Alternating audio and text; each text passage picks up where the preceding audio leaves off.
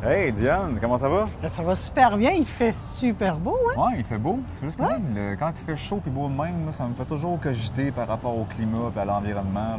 OK. Éco-anxieux peut-être un peu? Ah, pas jusque-là, mais je te dirais que ouais, ça me perturbe, ça me tourmente. J'y pense pas mal au climat, ouais. Ouais, on va-tu prendre un verre parler climat? Sure. Yes!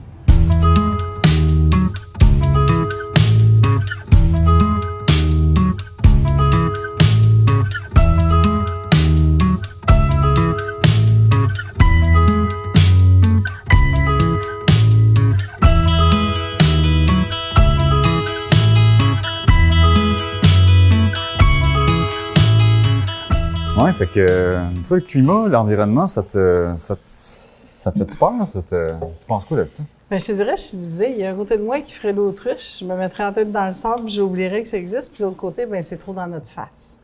Je te dirais qu'on est rendu au point. Tu sais, t'en rappelles dans le temps, si tu recules, il y a une couple d'années, là, on parlait de changement climatique. Puis là, il y avait des sceptiques.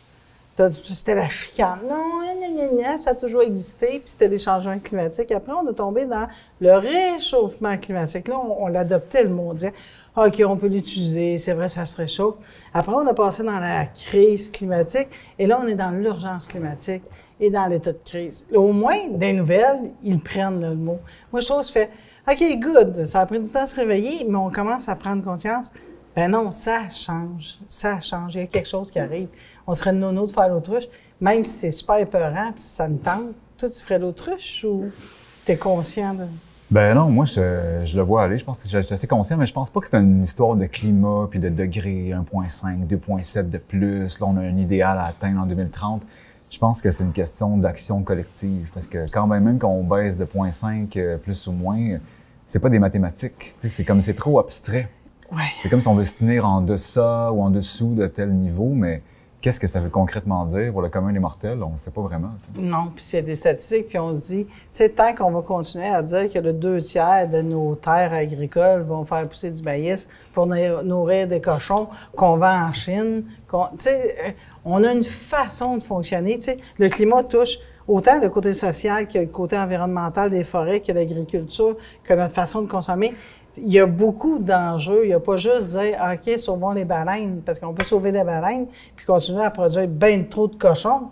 Fait que, on prend quoi? Quel bout qu'on prendrait, tu sais? Ouais. C'est sûr, je serais tentée à sauver les baleines, je les trouve belles, mais par où qu'on prend ça? C'est pas évident pour un individu de sauver un climat, tu sais, puis de sauver une planète.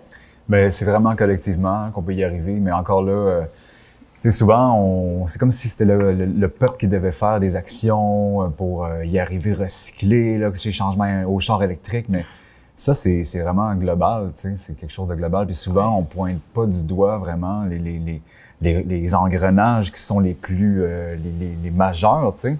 C'est comme si on veut que nous, on prenne la charge de tout ça, mais il y a la politique qui devrait intervenir, mais souvent, de changer nos habitudes de vie, de toucher au confort matériel, au confort des habitudes. C'est là qu'on a de la misère, je pense. Oui, on aurait beau se moucher avec des tissus pour revenir à l'époque où il n'y a plus d'électricité dans nos maisons. Si on continue d'avoir toute la phase d'industrialisation, puis toute la mouvance de dire on veut tout un auto, on veut tout manger un steak, ben on est dans la merde. Parce qu'on peut pas dire à l'Inde, on peut pas dire à la Chine, ben, vous avez eu ben de la misère, mais là, vous n'aurez pas de steak. Nous autres, on l'a eu pour vous autres. Eux autres aussi, c'est leur tour, là. Ils veulent manger, ils veulent vivre, ils veulent consommer. On l'a fait pendant plein d'années. Tout à fait. On fait quoi? On leur dit non, restez aux légumes. Oui, tout à fait. Puis même les grandes tendances végétariennes, c'est génial. On va faire pousser des avocats partout.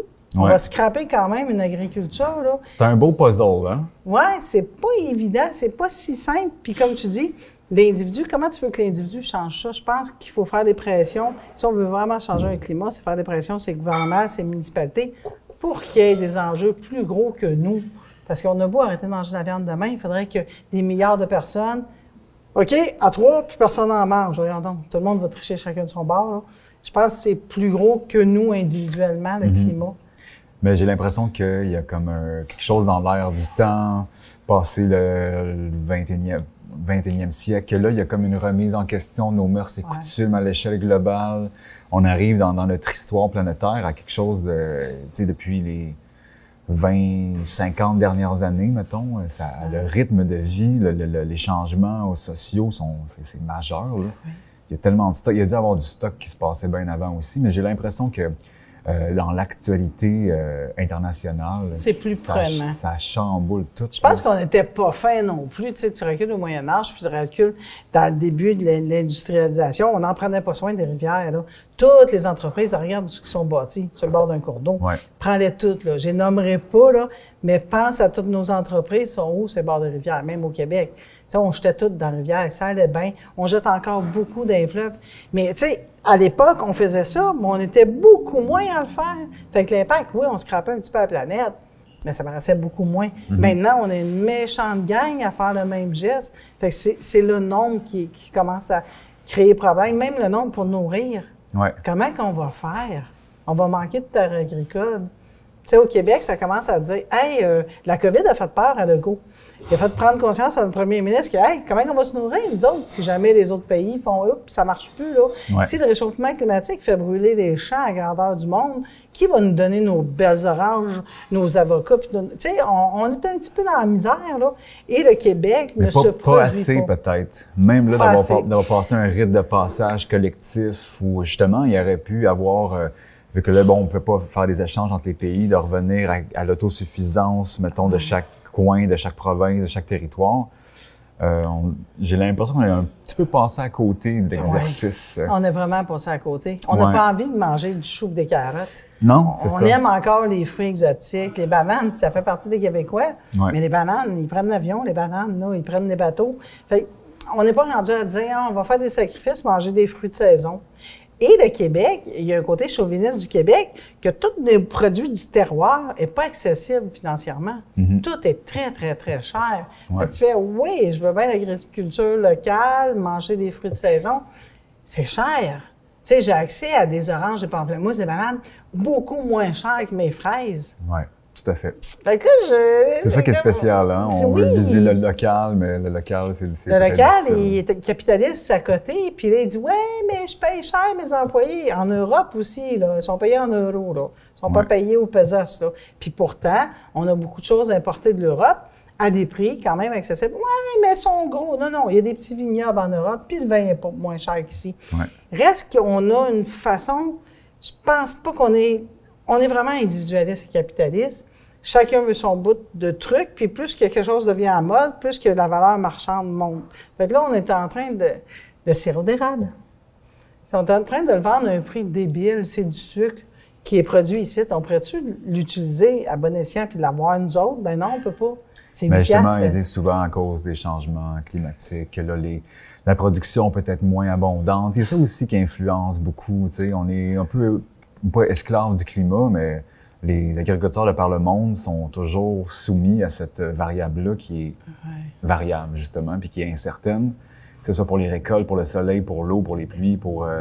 après ça, c'est les insectes qui peuvent être nuisibles. Tu sais, il y a comme beaucoup de facteurs qui font en sorte que... Après, le capitalisme, l'être humain qui embarque là-dessus, la cupidité, l'avarice. Oui, exact. Fait que là, ça fait bien... aussi, c'est des fléaux, ça. Ouais.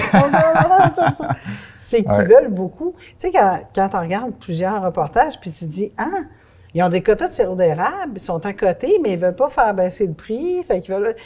Ils contrôlent le marché. Oui, je comprends, pour l'individu, mais pour une société, une collectivité, tu fais, ça n'a pas d'allure. Vous stockez ça dans un entrepôt pour être sûr que le prix ne baisse pas, pour pas inonder le marché. Mais j'ai pas accès à ce produit local-là, à des prix locaux.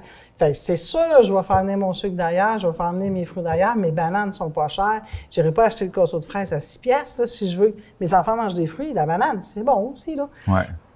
Je trouve que collectivement, on veut pas faire de sacrifices individuellement. Puis ça prendrait des lois. Mais si on met des lois en place pour sauver la planète et sauver le climat, ben là, ça va chialer en maudit dans la rue. Là. Hey, on a déjà pris un café en parlant de ça, en plus. On en revient c'est des sujets qui reviennent sans arrêt, hein? Ouais.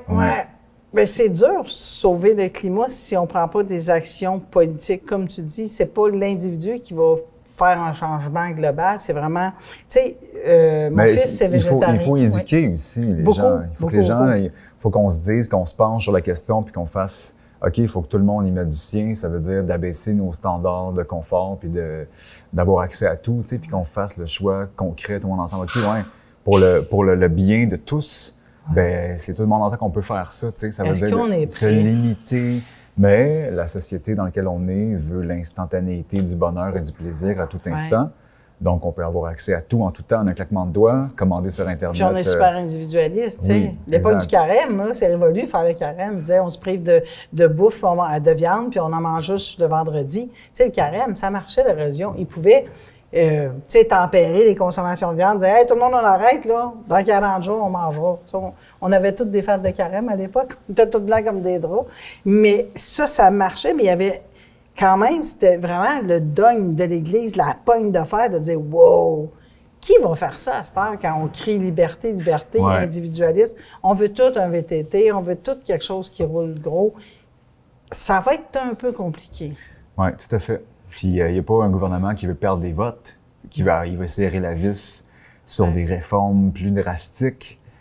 Pour des projets de société, OK, si on veut que nos enfants vivent jusqu'à 2100, ben là, Christy, il faut falloir peut-être initier tel genre de politique, tu sais, mais oublie ça, tu sais, quand ça restreint les droits et libertés, tout de suite, ça tombe dans du fascisme, dans du contrôle, puis alors qu'il fallait que ça vienne de la conscience collective, tu sais, qu'on veut ça tout le monde ensemble, parce qu'on voit que c'est le pas qu'il y a à faire pour y arriver, tu sais. Puis on est capable vraiment d'être dans le déni puis faire abstraction, parce que je me dis, tu sais, quand il y a 68 feux qui brûlent actuellement pendant qu'on se parle, qui brûlent des milliers de kilomètres de forêt de 25 ans, 30 ans. Tu sais, c'est des arbres matures, là, ça part en fumée. L'écologie, la faune, c'est catastrophique. 10 000 personnes évacuées. Il y a toujours bien quelque part qui est parti ce feu-là, tu sais. On fait pas de prévention, on fait pas de répression aussi, tu sais. Le printemps aussi, il y a des feux de forêt, merde. Mettez une loi, punissez sévèrement. Va pas dans le feu, dans la forêt, part pas un feu. Puis au pays, il y aura des feux naturels qu'on aura d'avance pris des précautions. Je pense qu'il y a du laxisme un petit peu. On est comme dans la fatalité de dire, ben, ça va brûler jusqu'à l'automne. Mais tu sais, mettons que c'est souvent, c'est quoi, le 3/4 doit être dû à des causes humaines, là. C'est pas naturel. Souvent, c'est aussi simple qu'une botche de cigarette pitchée par la fenêtre, puis le feu il part, tu sais. Encore là, des petites actions comme ça, comment sensibiliser chaque être humain à ce que tes gestes ont comme un impact à quelque part. Ça, c'est extrêmement difficile. C'est très dur. Mais je pense que si on touche à leur argent, on va toucher aux êtres humains. On est très attachés à notre argent. Quand il y a des amendes, puis vraiment des contraintes fortes, là, puis ça touche notre portefeuille, là, on est comme « Oh, un instant! » ouais. Comme à Singapour, là, je pense que tu as une amende si tu jettes ta gomme à terre, si tu jettes ton mégot de cigarette à terre. Tu sais, je crois qu'on est rendu dans les trucs, il faut que ça soit drastique, tu sais. Même si on veut respecter la liberté de tout le monde, je pense que les événements... Tout nous propulse à dire, hey, c'est là, on peut pas y aller. Tu sais, des fois, je vois des trucs, c'est la journée verte, on plante un arbre, on a des pousses de cidre. C'est sweet, c'est beau, ça a toute la volonté du monde, mais ça va changer quoi? Oui, tout à fait. Je me demande si ça va changer vraiment. Faut pas être défaitiste, mais c'est des petites actions qui vont combler ce besoin-là de vouloir agir, vouloir œuvrer quelque part, mais dans le big picture, en effet. Ça fait absolument rien. Est-ce que ça fait juste nettoyer notre conscience? On s'achète une bonne conscience, comme payer sa dîme à l'église, dire j'ai payé ma dîme, je suis allé allumer un lampion, ma job est faite. Fait que j'ai l'impression que c'est un peu ça. Puis personne va dans les conseils de ville chialer de dire hey, j'ai besoin de gestes environnemental, je veux que vous preniez action, ça presse. Il y a personne qui fait ça. Puis tu vois, Victoriaville et sa région, considérée comme le berceau du développement durable, je vois pas nécessairement ici des politiques environnementales avant-gardistes qui font en sorte que le commun des citoyens, t'arrives ici, c'est comme, OK, les gens ont vraiment compris quelque chose ici. Je pense que Normand Maurice l'a fait quand il a commencé à trier ses poubelles. Puis tout le monde a dit, il est bien fucké, lui, il trie ses poubelles. Ben ça, je pense qu'il a été un mouvement qui était vraiment trippant. Mais après, est-ce qu'on s'est assis sur nos lauriers à dire, hey, on est le développement durable? Mais le développement durable, on bâtit en étalement, on bâtit pas en hauteur. Tu sais, dans une ville, ça prendrait des 15 étages, des 20 étages. Ça prendrait de la densification. Ben non, on s'étale, on prend 4 chars par maison. C'est laid. J'avoue, j'aime beaucoup Vito, mais je me dis, ce côté-là, on n'a pas tout gagné, là. On commence à avoir des 3-4 étages, mais on est âgiste. Fait que sont où les petites familles là-dedans? Ils n'ont pas leur place, c'est pour les personnes plus âgées. On a beaucoup de chemin à faire, malheureusement. C'est un peu triste. Oui, c'est sûr qu'il y aurait quelque chose à comme créer un mode de vie urbanistique un peu plus résilient, connecté, mais Ça coûte cher aussi, là, de comme créer ces quartiers intelligents. Mais tu sais, en Europe, il y a comme une intelligence dans la façon de concevoir les villes qui est vraiment haute, là, tu sais. Mais on dirait qu'en Amérique du Nord, c'est peut-être un peu plus long, peut-être à être instauré, mais on a eu tellement de des territoires aussi. Ouais. Tu sais, le fait qu'on avait beaucoup de territoires, c'était super facile de s'étendre puis de dire, moi, je vais avoir une maison de 20 pièces. En France, c'est pas pensable d'avoir 20 pièces dans une maison. Mais ici, c'est pensable. C'est pensable d'avoir du 50 000 pieds carrés, d'avoir une petite forêt, puis ton voisin, il est loin. On a de la place. On la prend la place, mais on la prend peut-être mal. Surtout quand c'est une ville. Parce que la ville, ce qu'on fait, c'est qu'on met beaucoup d'asphalte. C'est là le problème, c'est qu'on crée des déserts puis des zones de chaleur énormes. Si au moins on laisserait déboiser. Mais c'est à chaque fois que la ville s'étend avec de l'asphalte puis un parc automobile qui suit. Parce que chaque maison qui s'étale sur le bord de Victo ramène 4 chars. 4 chars ramènent une route. Fait que c'est toujours de l'asphalte, puis on coupe, on déboise. Tu sais, le couvert forestier à Victo, il doit plus être bien élevé, là. C'est vrai, il ne doit pas rester grand terme. On veut vraiment... Et quand on dit on a fait une bonne année, c'est qu'il y a eu beaucoup de construction. 3-4 Là, on a fait une bonne année. Le ville de la mer, le maire de la ville, il est tout heureux. Il dit, yes, sûr, ça va bien. Il y a de la construction cette année. Oui, c'est comme on s'est développé, on a grandi, mais... C'est le fun, il y a des taxes foncières. Oui, c'est ça, mais c'est des ressources, les ressources premières qu'on a prises à la terre-mère pour après ça reconstruire d'autres affaires avec, tu sais. Puis plus d'asphalte, plus d'autos, plus de rues. Puis on n'a pas dit, dans le centre-ville, on a décidé de faire 20 étages avec ascenseur, puis on se densifie, on centralise. Non. Tout le monde veut son petit driveway, son petit gazon. C'est cool, c'est hyper cool. Mais ça se fait pas, parce que si tout le monde veut ça, ça marche pas. La planète n'a pas de place pour ça. Puis on croit qu'on est à l'abri, mais l'immigration fait que il y a beaucoup de gens, là, ils ont des problématiques avec le réchauffement climatique puis tout ça. Ils s'en viennent ici, c'est normal. Ouais. Leur pays, ça fonctionne plus. Il faut les accueillir, il faut créer de la place, c'est des êtres humains. Mais là, ça va créer un clash. Où qu'on les accueille, comment on les accueille? Si ça prend des logements, là. Puis là, tu penses les inondations, les feux de forêt, les guerres, les drames, ben le monde va venir vers les pays nordiques, qui est le Québec et le Canada. Ouais. C'est une place le fun, il y a beaucoup d'eau. Le Yukon, dans 20 ans, devrait devenir la Floride de la planète. Ah, c'est épouvantable de penser à ça, hein? Non. Mais c'est vrai qu'on... Puis là, j'ai entendu un plan de migration pour le Canada. Ils veulent avoir 100 millions de personnes au Canada en 2100. C'est vraiment d'essayer de comme augmenter parce qu'on va devenir un pays qui va devenir un sanctuaire éventuellement, parce que les réfugiés climatiques, comme tu parles, qui sont aux premières loges de ces changements-là, qui sont sur des petites îles isolées dans les déserts, dans les forêts qui sont coupées, qui fuient leur pays, que ce soit la guerre parce qu'il manque de ressources, c'est comme un peu un...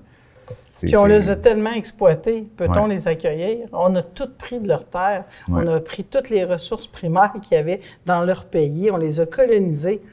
Là, ils ont de la difficulté, c'est le temps de les accueillir, sauf que ça se fera pas, ça heurte. T'sais, c'est sûr que ça va mal se passer, ça commence déjà à mal se passer. Les gens font on a de la réticence, on est habitué à notre espace, on n'a pas envie de partager tout.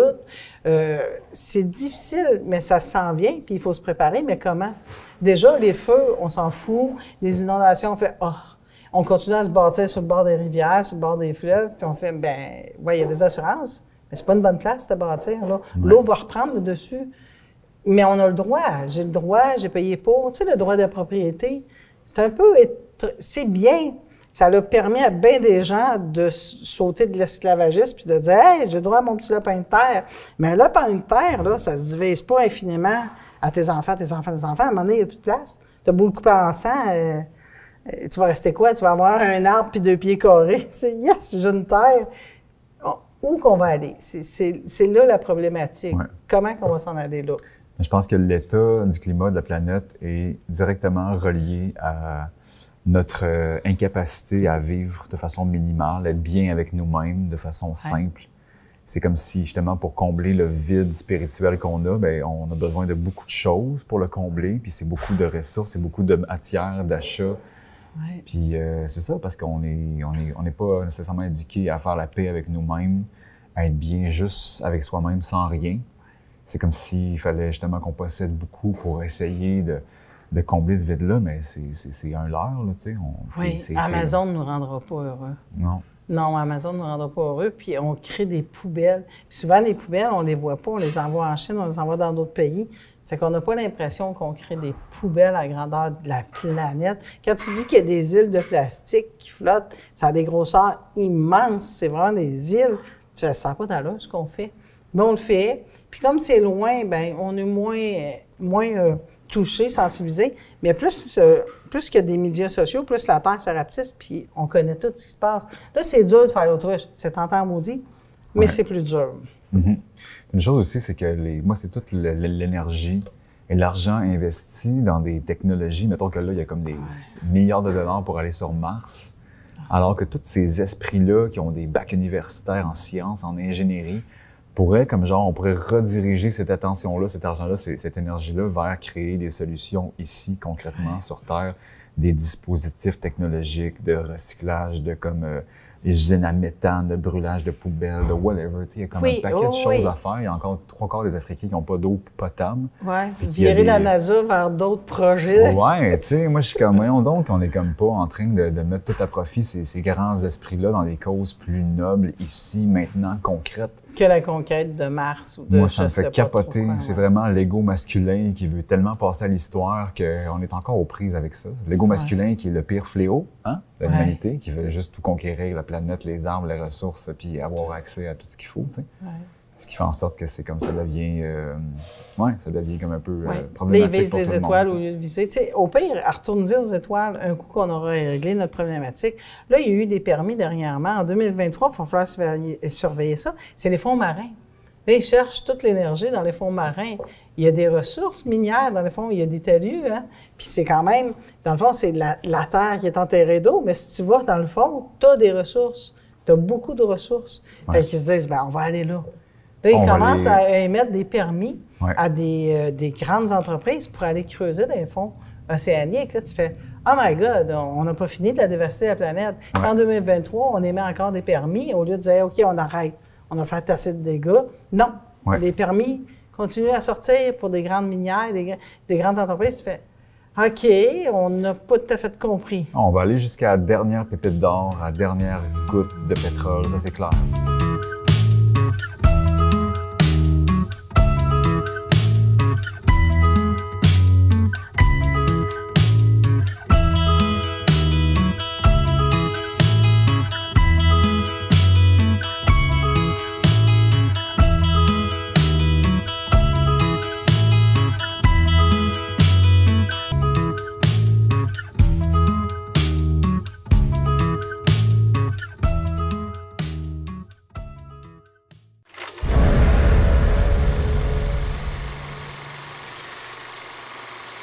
Au Québec, 6 257 tonnes de plastique agricole sont consommées chaque année.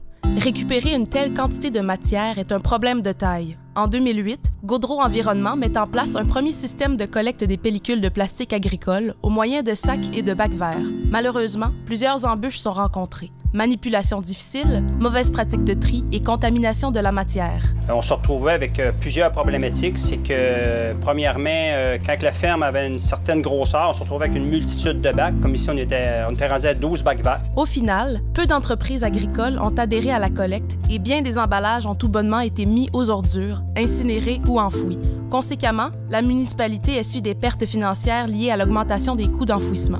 En mai 2016, un nouveau projet pilote, chapeauté par le Centre d'innovation sociale en agriculture du Cégep de Victoriaville, voit le jour à Tingwick. Son objectif? Trouver une méthode simple et efficace pour ramasser les plastiques agricoles afin d'en détourner le maximum du site d'enfouissement. Sandrine Ducruc, chercheure du CISA, souligne les premiers résultats positifs de la nouvelle méthode de collecte. Depuis que le projet a commencé en mai 2016, on a fait 4 collectes. Et pour les 4 collectes, on a récupéré plus de environ 22 tonnes de matière, ce qui équivaut à environ 5 tonnes qu'on récupère à chaque fois qu'on fait une collecte. Une telle initiative ne peut fonctionner que grâce à la collaboration de nombreux acteurs, dont Chantal Ramsey, directrice générale de Tingwick. Il faut vraiment être tous des collaborateurs parce que s'il en manque un, on a eu CISA pour l'aide, aller chercher l'information puis tout ça. Gaudreau qui a participé en fournissant les conteneurs. Gestera qui était toujours là pour nous amener de l'information. Depuis que le projet a commencé, on a 34 agriculteurs qui sont impliqués dans le projet. Ces 34-là représentent en fait 90% des fermes de Tinwik. Très proche de ces agriculteurs, la municipalité de Tinwik s'est assurée que cette nouvelle méthode soit accueillie comme un changement positif. C'est important d'avoir la collaboration d'agriculteurs qui sont venus nous dire la problématique. Puis par la suite, qui sont venus nous dire « ça va bien, on aime ça ». Pour les agriculteurs, la procédure est simple et permet d'acheminer une matière propre et prête au recyclage. Moi, ma méthode de déballage pour les balles rondes, je vais chercher la balle, je la porte dans un entourage sec, propre, je prends mon couteau, je découpe le plastique, je l'enlève de la balle. Quand il y a du foin qui reste à l'intérieur, je le secoue puis je le mets dans le conteneur. C'est simple puis c'est rapide. Anciennement, on manipulait une multitude de bacs. Puis dorénavant, bien, regarde, on touche pas nos conteneurs. Le camion arrive dans la cour, il charge le conteneur, puis en quelques minutes, tout est terminé. Tous les plastiques, on peut les mettre dans ce conteneur-là. Une fois arrivé au centre de tri, le plastique agricole est mis en ballot afin d'être vendu sur le marché de l'export, où il sera regranulé et retransformé en matière première. La municipalité de Tinwik est confiante quant à la viabilité économique de la nouvelle méthode de collecte. Les coûts associés à la cueillette vont être payés par la suite en économisant notre tonnage de site et en recevant des redevances supplémentaires. Gestera, la compagnie responsable de la gestion des matières résiduelles de la région, se dit très satisfaite du projet. On évalue la matière récupérée à 50 tonnes de plastique agricole dans la municipalité de Tinwik uniquement. Nous prévoyons des bénéfices économiques d'environ 4 000 $.